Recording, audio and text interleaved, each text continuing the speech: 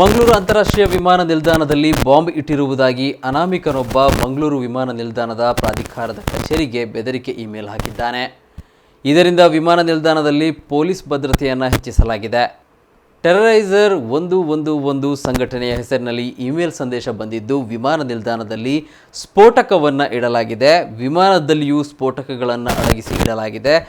ಕೆಲವೇ ಗಂಟೆಗಳಲ್ಲಿ ಅದು ಸ್ಫೋಟಗೊಳ್ಳಲಿದ್ದು ದೊಡ್ಡ ಮಟ್ಟದ ರಕ್ತಪಾತವಾಗಲಿದೆ.